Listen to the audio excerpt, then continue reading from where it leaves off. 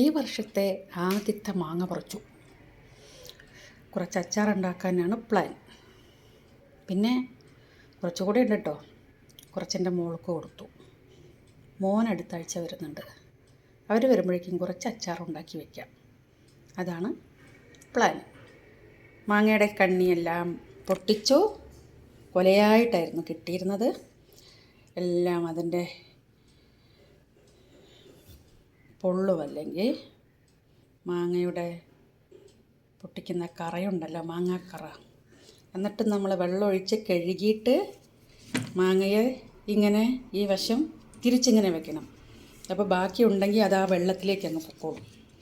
അല്ലെങ്കിൽ മാങ്ങയുടെ ഒപ്പം ഇങ്ങനെ നിന്നിട്ട് അവിടെ ഒരു വല്ലാത്തൊരു സ്മെല്ലായിരിക്കും.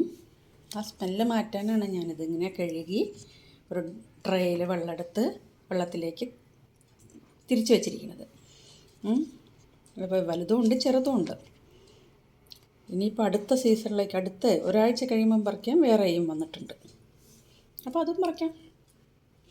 എല്ലാവരും ഈ വർഷത്തെ ആദ്യത്തെ മാങ്ങ പറിച്ചോ? എല്ലാവരുടെ വീട്ടിലും മാങ്ങയുണ്ടോ? നിങ്ങളൊക്കെ എങ്ങനെയാണ് മാങ്ങ അച്ചാറിടുന്നത്? ഇത് കമൻ്റായിട്ട് ഇട്ട് തരൂ. നമുക്ക് അങ്ങനെയൊക്കെ ഒന്ന് ചെയ്ത് നോക്കാമല്ലോ. ഞാൻ പച്ച മാങ്ങ തൊലിയൊന്നും കളയാതെ നല്ല വൃത്തിയായിട്ട് കഴുകി തുടച്ച് വെള്ളം മൊത്തം വാർന്നതിന് ശേഷം മാങ്ങയെ ചെത്തിയെടുത്തിട്ട്, തൊലി ചെത്തുകയല്ല കേട്ടോ, കഷ്ണങ്ങളാക്കി എടുത്തിട്ട് നീളത്തിലാക്കി ഒരു ഭരണിയിലിട്ട് നല്ലതുപോലെ പച്ചമുളകും ഉപ്പുമിട്ട് അടച്ച് വയ്ക്കും. ഒരു 3 ദിവസം കഴിഞ്ഞിട്ട് അതിലേക്ക് വേണ്ട മുളക് പൊടി, ഉപ്പ്, മുളക് പൊടിയും ഉപ്പും ചേർത്ത് നന്നായിട്ടൊന്ന് ഇളം ചൂടാക്കിയെടുക്കും. നല്ലെണ്ണയിൽ, അതായത് നമ്മുടെ ഉപയോഗിക്കുന്ന കുക്കിംഗ് ഓയിൽ, വെളിച്ചെണ്ണയല്ല എടുക്കുന്നത്, എണ്ണയാണ് എടുക്കുന്നത്.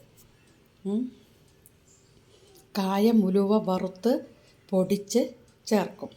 എന്നിട്ട് ഈ മാങ്ങ, ഉപ്പിലിട്ടിരിക്കുന്ന മാങ്ങയെ 3 ദിവസം കഴിഞ്ഞ് എടുക്കുന്നില്ലേ, അതിനെ ഇതിലേക്ക് കൊട്ടിയിട്ട് നന്നായിട്ട് ഇളക്കി യോജിപ്പിച്ച് വയ്ക്കും.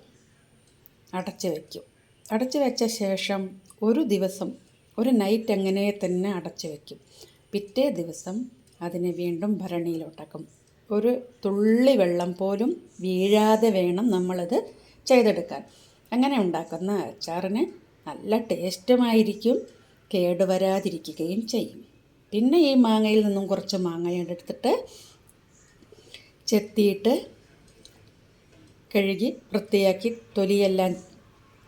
തൊലിയോടുകൂടി, തൊലി മാറ്റുന്നില്ല കേട്ടോ, തൊലി മാറ്റാതെ ചെത്തിയെടുത്തിട്ട് നല്ല വെയിലത്തിട്ടിട്ട് ഉണക്കിയെടുക്കും. 2 ദിവസത്തെ വെയിൽ മതി. ഉണക്കിയെടുത്ത് അതിനെ ഒരു പാത്രത്തിലിട്ട് അടച്ച് വയ്ക്കും.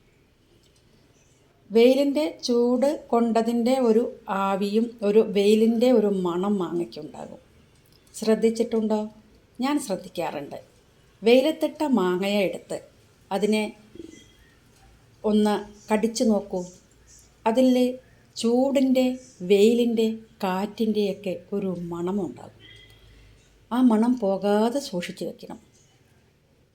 ഒരു നാൾ കഴിഞ്ഞിട്ട് അതിലേക്ക് വേണ്ട, അച്ചാറിന് വേണ്ട ചേരുവകൾ എന്ന് പറയുന്നത്, നമ്മുടെ വറ്റൽമുളക് എണ്ണയിൽ ചൂടാക്കി നല്ലതുപോലെ അമ്മിക്കല്ലിലിട്ട് അരച്ചെടുത്ത് ഉപ്പും ഉലുവയും ജീരകവും പിന്നെ കായവും ചേർത്ത് നന്നായിട്ട് അങ്ങോട്ട് അരയ്ക്കും. അരച്ചതിനെ, ആ അരപ്പിനെ ഈ ഭരണിക്കകത്തോട്ടിട്ട് നന്നായിട്ട് ഇളക്കി യോജിപ്പിച്ച് ഒരു ദിവസം വയ്ക്കും. ഇത് ഊറിക്കഴിയുമ്പം നല്ല പോലെ എണ്ണ ചൂടാക്കിയിട്ട്, ഒരു 100 ml എണ്ണയെങ്കിലും വേണം, നല്ലതുപോലെ എണ്ണയെ ചൂടാക്കും. എന്നിട്ട് ഓഫ് ചെയ്ത് ആ എണ്ണയെ തണുക്കാൻ വയ്ക്കും. തണുത്ത ശേഷമാണ് ഈ എണ്ണ ഈ കൂട്ടിലേക്ക് ഒഴിച്ച് നന്നായിട്ട് ഇളക്കി യോജിപ്പിച്ച് അടച്ച് വയ്ക്കും. ഒരാഴ്ച കഴിഞ്ഞ് തുറന്നാൽ മതി. അതിൻ്റെ മണം കേട്ടാൽ ചോറ് കഴിക്കുന്നത് അറിയതേയില്ല. അങ്ങനെയൊക്കെയാണ് ഉണ്ടാക്കുന്നത്. അപ്പോൾ അതൊക്കെ കാണിച്ചു തരാം കേട്ടോ. അപ്പോൾ എല്ലാവരും എൻ്റെ വീഡിയോ കണ്ട് സപ്പോർട്ട് ചെയ്യുക. എല്ലാവരും സുഖമായിരിക്കണം വിചാരിക്കുന്നു. ഈ വർഷത്തെ ചക്കയും മാങ്ങയും തേങ്ങയും മറ്റു പച്ചക്കറികളും ഫ്രൂട്ട്സും എല്ലാവരുടെയും വീട്ടിലുണ്ടാവണമെന്നില്ല. കിട്ടുന്നിടത്തൊന്നും ശേഖരിച്ച് കഴിക്കൂ. പരമാവധി പുറമേ നിന്നുള്ളത് ഈ ചൂട് കാലത്ത് കഴിക്കാതിരിക്കൂ.